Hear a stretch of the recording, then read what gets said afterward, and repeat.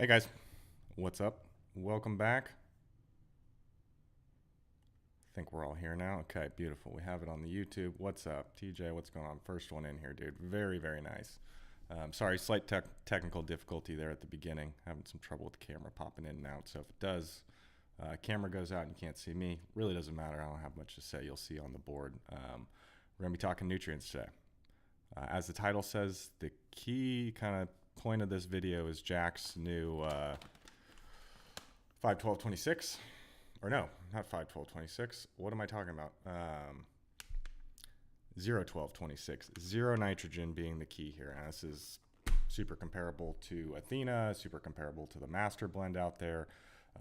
It'll only be a matter of time before there's a few more out there, which is fine. It has nothing to do with it's a good thing that so many companies have a consistency in what they're trying to do. That means that we're on the right track. In theory, it means we're on the right track, right? If all of these are working well, it means we're on the right track. If not, the kind of devil's advocate to that is, hey, all these companies see what people want, whether they need it or not, and that's what they're shoving down their throats. Luckily, we know from years of experience, at least myself with Jax, we're on the right track. I've seen plenty of guys bang out good runs with Athena. Talk shit on the Terps all you want, dude, but I've seen some banger runs out of Athena, I'll be honest on that. And then I have seen some new master runs finally in person. Just like 2 weeks ago, someone was running it, showed me some flour. Really, really good. They each have their own little tweaks and this and that to actually kind of, we'll go into the numbers here, but they all have their own little differences. But even as far as, say, let me show you guys here. I'm going to the numbers here. But even if the numbers are identical, they do have a couple differences, like consistency. Jax or Athena and Master Blend are a little more cakey. They'll cake up. Jax, the nice thing, I'll just spoil alert, one of the nice things is it's exactly like the other Part A. It's super dusty. It's dry. It's very dry. So if you're someone who weighs out, batch by batch, it's a good thing. You don't have to dump your whole 25-pound bag and make some like stock solutions to get some consistency. So good things to talk about with the Jax one. But in general, again, we're going down the right path. So this is exactly the same as the 51226. Literally the only thing they did, well, there's two things they did. What gave nitrogen to this was potassium nitrate. That's what gave the 51226, wherever it is. I don't have a bucket with me, but the 51226 has potassium nitrate in it. They took that out. They said, hey, we get it. You guys don't want nitrogen coming from the A mix, so we'll take it out. What that does, it drops a little bit more potassium. You take the potassium and the nitrate out. Potassium comes out. Nitrate comes out. We're good on the nitrate, so we have to put back in some potassium. The way they did that was potassium sulfate. So nitrogen, gone.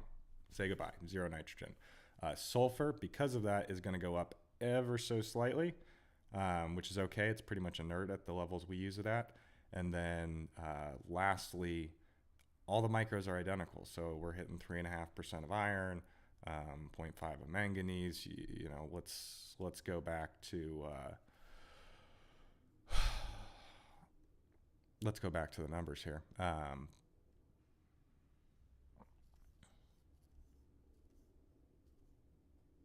So here it is. If you look at, I added a new column here too. I added rates.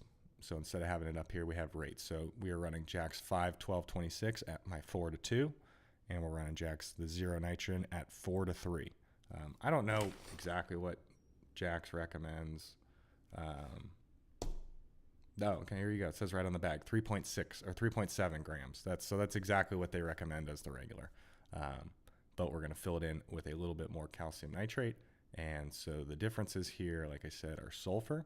You'll notice an increase in sulfur, and you will notice an increase in calcium. Technically, I think they took a pinch of magnesium sulfate out because they added potassium sulfate. Anyway, we're talking, what is that? Pretty much 5 point something, 5.2 parts per million on the magnesium. So I'm going to call that the same. If you want to get technical, we lost a couple ppm, but Magnesium the same. The calcium and the sulfur are where the differences lie. I mentioned on one of my stories a while ago, I thought copper changed. That was just a decimal change for me. So there's literally, if you go down from here down, basically iron down, they're more or less identical. Go ahead, molybdenum. We're within the margin of error here, and it's just the guaranteed analysis that they have. That's what it comes out to. So really, really consistent. But the one thing that this 01226 does is it is definitely a bloom only formula. We can make some veg, we can make it work for veg, but in order to put enough nitrogen in there to where I think is a good veg number in the 150 parts per million range, we end up with like 175 parts per million of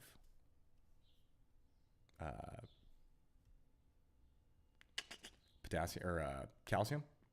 So if we go we do a veg formula of say 3 on Jack's 2.0 is what I'm calling it, and then we add in calcium nitrate at say 4, and we'll call it 3.5.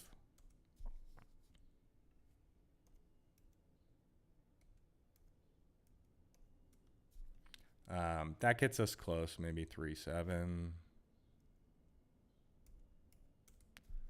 We'll call it 3.7. That hits 150 parts per million nitrogen right here between the 140 in nitrate and the 10 parts per million coming from ammonium nitrate, or ammonium.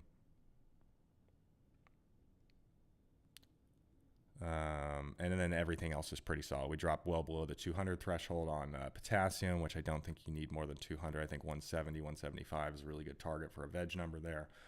Keeps phosphor low, and everything else is more or less up to where they need to be. But look at that calcium number right there, 185 parts per million. It's a lot.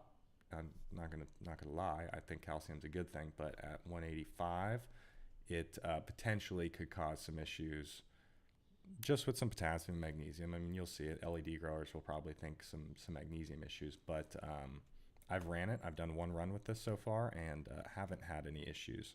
I vegged it with it. So veg for a run and then have flowered for one run. Not at my facility with the flower.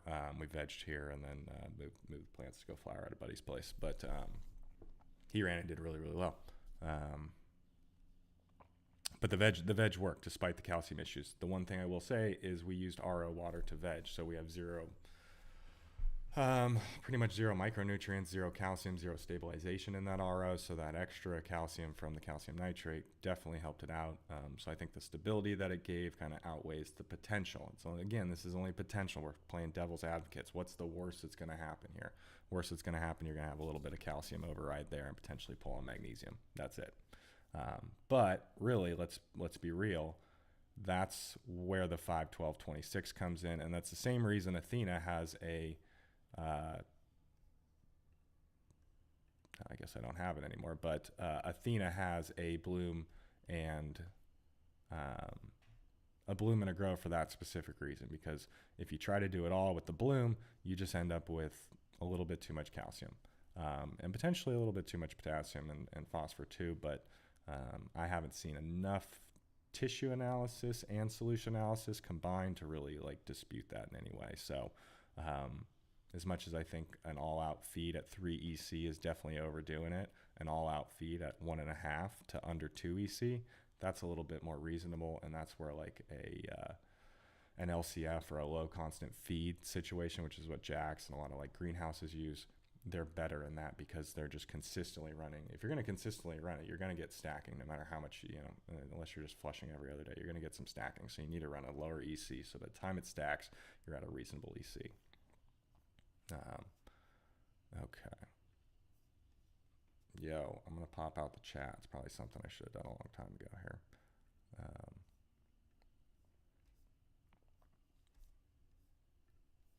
And let's see what's going on.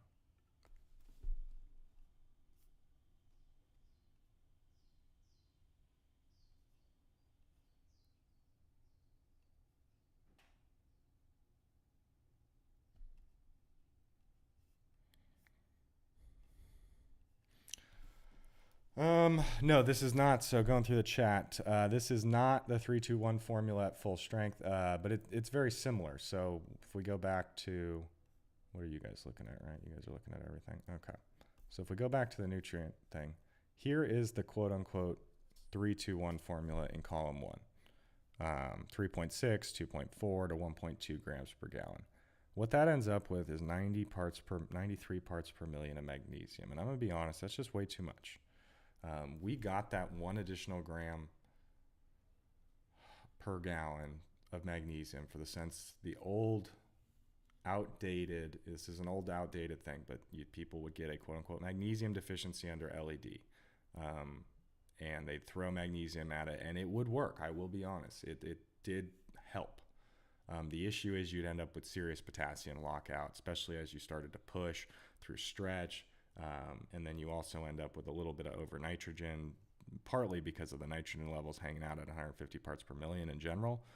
But with that magnesium in there, it just pushed too much nitrogen in flour or didn't let enough get absorbed. And then you had issues with potassium lockout. That was my main issue.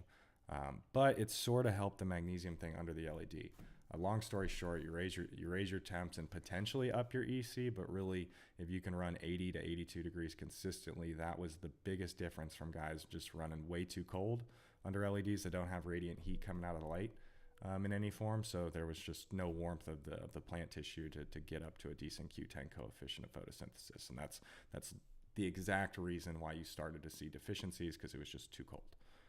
Again, the magnesium pump in veg kind of helped for a while, but it just never truly did it. So we got away from 3-2-1 and essentially just went to 3-2, and that's what I ran for a while. 3-2 with correct environmental conditions, and never had, which is almost right here, we're getting to it. So we went 3-2, great environmental conditions, really never had issues, but could tell the plants wanted a little bit more. So I adjusted 3-2 to 4-2 to give them essentially a little bit more potassium and potentially a touch more magnesium on their own from the base solution. So how can I do this? Oh, and then I guess technically I do have 3-2-1 over here exactly. So if you do 3-2-1 exactly, not the 3.6, 2.4, all those numbers come down a little bit. And I think 3-2-1 on the dot is a money veg situation. And that's what I would recommend for veg. But anyway, back to how we transitioned. We upped that and we brought that magnesium down to a more acceptable level. You'll see every study out there essentially says a maximum of, or a range of 30 to a maximum level around 60 parts per million magnesium has shown the best results in cannabis/hemp.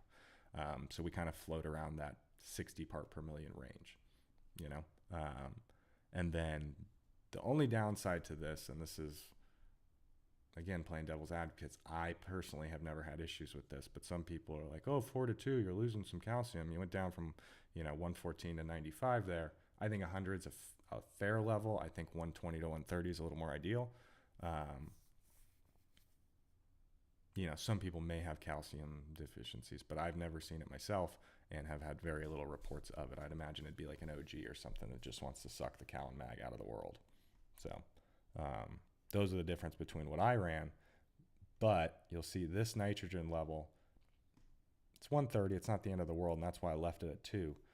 But ideally, if we could get more calcium and lower nitrogen a touch, like that would be the perfect world. So we asked for it, and that's where this Jack's 0N comes from, or zero nitrogen.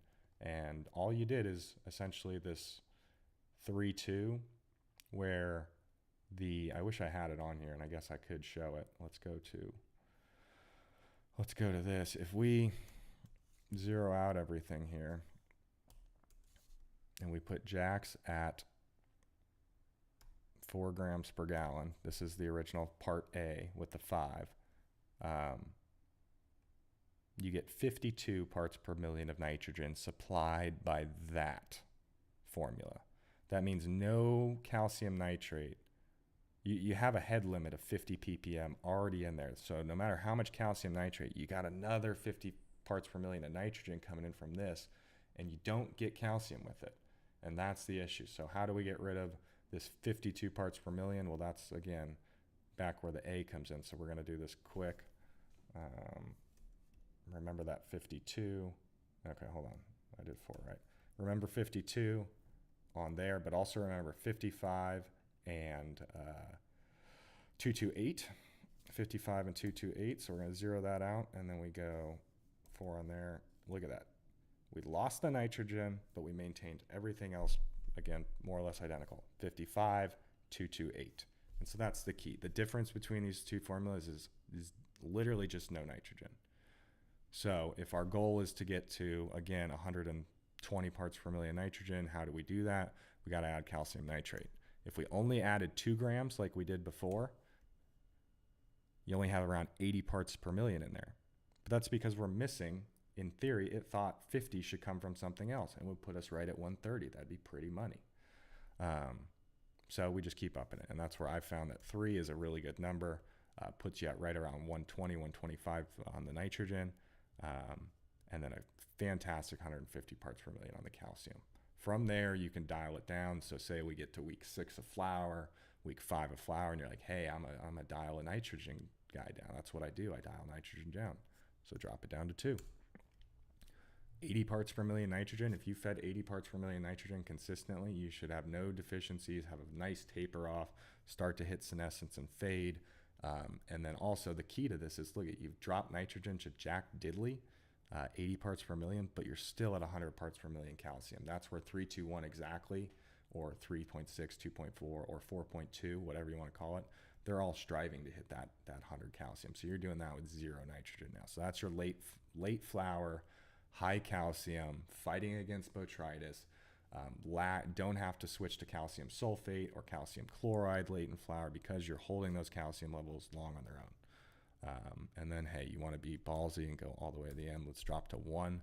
That pretty much brings us down to 40 parts per million nitrogen. I think that's a little, basically nothing, but for weeks 6, 7, 8, maybe you're running 4 to 1. Maybe you're running 4 to 1, you know.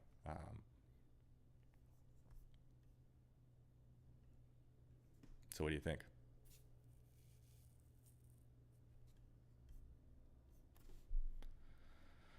Oh, okay, cool. Kind of slow in here, it looks like. Not too bad, but that's great. I haven't been on YouTube in God knows how many months at this one. Heavy 16 for a PK boost. Hey, dude, if you want a PK boost, use MPK. MKP. Monopotassium phosphate. That's what I'm trying to say here. Way cheaper and can hit your numbers identical if you literally just want to boost PK. And that's honestly mostly what, if you look into, like if you looked at the derived, when you look at a nutrient thing and it says, where would it say? Okay, right here. I don't know if you can see it, but it says derived from. Derived from in a dry nutrient form means it's just that. It doesn't mean it's derived, like, I don't know why they say derived from. It's mixed with is really a much better definition.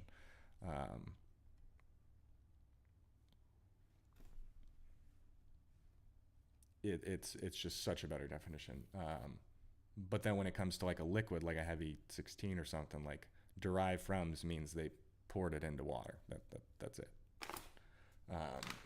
Anyway, back to my point, I would bet that most of your PK boosters are MKP or monopotassium phosphate is the main ingredient in almost all bloom boosters. Like Moab. Moab is a dry formula bloom booster a lot of people know about. It is 94% MKP, a monopotassium phosphate, and then like just a dash of MAP, which is a monoammonium phosphate. And that's just it's almost like saying there's a patent on 100, but if I take 100 and tip the scale to 101, it's all of a sudden something new, and that's what they're doing there.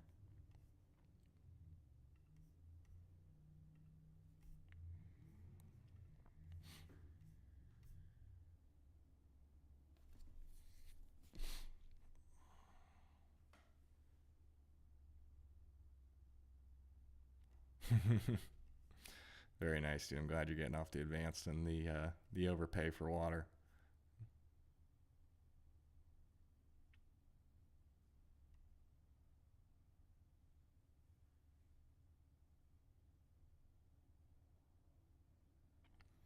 All right, dude, that's I'm just reading through the comments. Says he likes a 3-to-1 ratio of calcium to magnesium. Well, this new formula hits that pretty good, I think. If we go to Jack 01, we got 150 and okay. Yeah, no, that's 3-to-1 right there. 150 to 55. Oh no, my bad. 150 to 63. We are close on the. It's pretty close. You could probably technically you could add a little bit more calcium nitrate if you really wanted to, or you could back that off to like 3.7. Might get you there, right? Like let's play with that a little bit. 3.75 to what did I say? 3? And that would get us. That really didn't change us much. How much did that lose us? I think that's pretty good, honestly.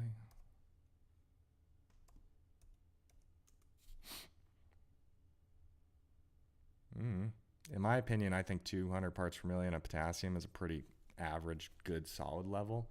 I think when you hit the like 250s and stuff, you're pushing them really hard, and there's a time where you can do that, but I don't think that's a consistent thing.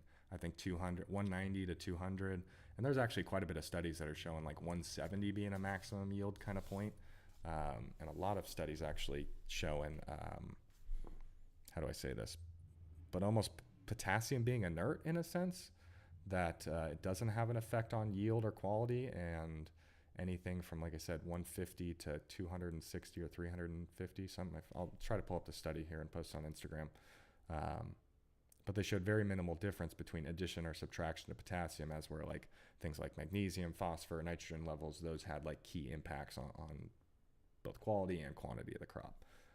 So that's where potassium is an interesting one. And you might have seen me on Instagram, yell from the rooftops or my little soapbox a little bit on, hey, Big Ag figured it out. And formulas where I used to think it wasn't bloom enough to be a canna formula, which would be like a Jack's RO or a Jack's TAP. Like these are very almost near 1-to-1, 150, 160, 150, 178. Like, excuse me, where the hell was I? 150, 170. Like they didn't seem like they had enough oomph. But in reality, that potassium's not needed. And there's a thought that, hey, it's helping out with pH stability and it's getting you to a point where it is there and doing something. But is it like,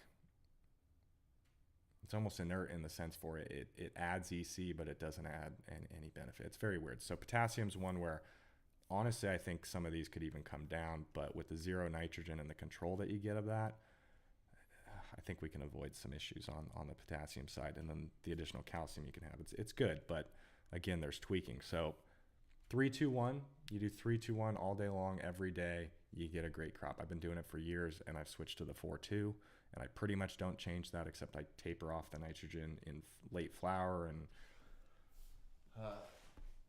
supplement with a little bit of calcium sulfate. But other than that, I really haven't gotten too tweaky with the nutrient formulas. I've been seeing some nutrient analysis both on the solution side and the leaf tissue side, and just listening to some people talk about certain aspects. Followed a couple new people recently. It's definitely not needed. So there's some tweaking that can be done at certain times, and I think that's where I'm going to go in my next step. It's not going to be much. It's all going to be with these parts, but we're going to be tweaking nitrogen rates. We're going to be tweaking potassium rates, and by default, calcium will kind of drift a little bit with all that. So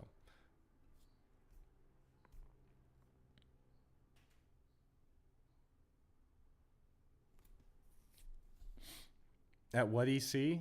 That's a great question. So if I ran, if we ran 4-3, we have a projected EC of around 1.8. So you can bring that down. And so the nice thing about Hydro Buddy, I've done a video on Hydro Buddy on this, but like, okay, so here is what we said. I said run 4-3. You say, hey, that's not strong enough for me. I want to go 2.5 EC. I'm a 2.5 EC guy. We see this little number down here, predicted EC value. Let's just hit it up. And it keeps the ratio. And we just went up to around 2.5 EC. So if you want to go 2.5 EC with the same ratio, you do 5.6 to 4.2. And that would get you about there. But say, hey, you're the other guy. You're like, that's way too much. So here's 4 to 3. Hey, you're the other way. Let's go down to 1.2 EC like that guy just said. I'm a 1.2. We'll do 1.3 because that's perfect 1.3. Well, then you do, we'll call it 2 grams per gallon and 2.6, and you should hit, 1.3, and you can go down as much as you want. You get the point. It changes it along the way. Good. I'm just making sure you guys can see all that. And will help you out. So when I say 3.6 or whatever, and you feed more or less than I do, it's very easy using this calculator, the HydroBuddy system, to go up and down. Now, with that said, I heard that HydroBuddy 1.99 is not available right now, and I don't know why. I have no idea. It's not my deal. It's not my program. But I do know that when I have issues with a company that makes something or a person that makes something, I email them and not Green Jeans. So if you're having an issue with HydroBuddy, email HydroBuddy, see what the situation is. You can tell them you found it here, whatever. The guy's really nice, but I have no control over it. So if you can't get it, it's not me. Anyway, that's really all I had for the most part. I just wanted to talk about this. I've been getting a lot of questions. I've had it for a while. Like I said, I did a little test run with my buddy Justin, but I don't have any plants over here right now. I got nothing going. It's very boring. It's very, very disappointing. My room is beautifully clean and just empty as can be. It sucks. Anyway, no big deal there. You can find all this stuff.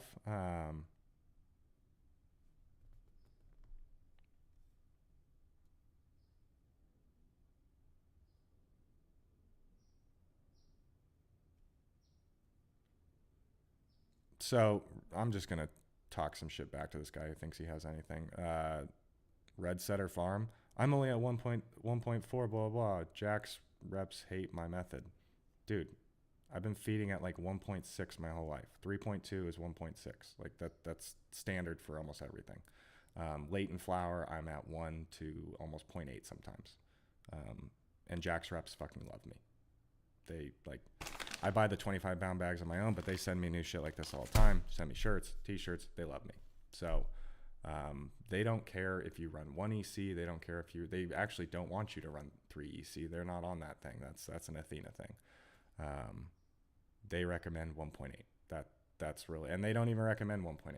Let's be real. They recommend 1.7, says right here on or 3.7 grams per gallon, which again, 3.7. And how much?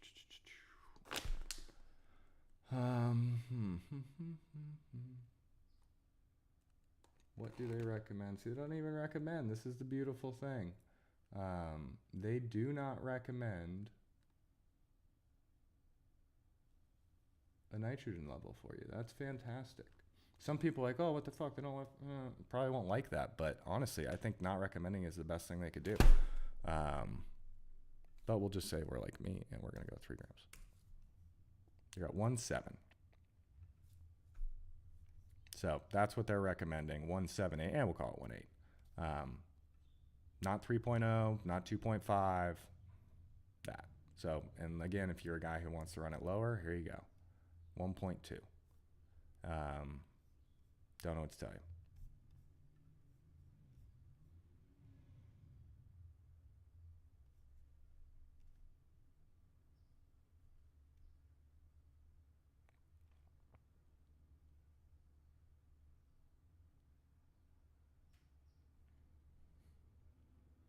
On Hannah, yeah, depends on your conversion rate, I guess. Yes, there is a diminishing returns. That's where I feel we're at potassium for sure. Okay, I think I answered most of the EC questions there. 16. All right, we are good to go. Beautiful. Okay, so take this and run with it. Do what you got to do. Jack's available through Jack's. They also sell it at GrowGen, which is quite convenient. I'm not a huge supporter of GrowGen, but you can save on shipping by getting Jack's at GrowGen. They sell the Part A, the original Part A. You can get it for like $60 at GrowGen. No shipping. You used to be able to get it from $60 from Jack's, and then you pay like $30 or $25 for shipping. But you can get it from GrowGen or any of your hydro stores that carry it, Toledo Hydro, a few others. Portland Hydro has it. There's good hydro shops carry it, but like I said, the generic GrowGens has been having it. I don't know their situation on the new 0 Part A, but I'm hoping that's the same thing. We can save on some shipping that way. If you want Master Blend or Athena, Athena, I'm sure you can find a guy who sells Athena and has some coupon code. It'll get you like some ridiculous discount that they should be giving to everyone over the counter. But if you're looking for Master Blend, go to Custom Hydro Nutrients. Dude's great on top of it. And he's the one who actually like fueled the reason to get the whole Master Blend bloom canna formula, if I do say so. So go check him out if you're looking for the Master Blend. I'm a Jax guy. I like to support the company. I do it for my own reasons. They've never done me wrong, and no one is different enough to steer me one way or the other on this. And now that they've come out with it, I'll say, hey, they weren't the first to the party with it. But everyone else basically copied their formula. Everyone's copying their end numbers. We found better ways to get there. That's the thing. In the end, this is very similar to 4.2 or 3.6, 2.4 without the 1.2. Very, very similar to those numbers. We just get there a different way. So again, back to the beginning of this video, it's nice to see some consistency, some common thoughts on where we should be on NPK, and then we can get into it in later videos, but the micronutrients are really the next things. Magnesium, boron levels, some molybdenum, and then iron levels. Those are some keys that you'll notice the differences. So that's it. I'm out for now. I'll try to pop in. I got a couple other videos planned for the channel, some kind of these videos, talking head videos, not so much garden videos, but as soon as we have some plants ready to go and back in, we'll get you in the garden. All right, guys. Peace.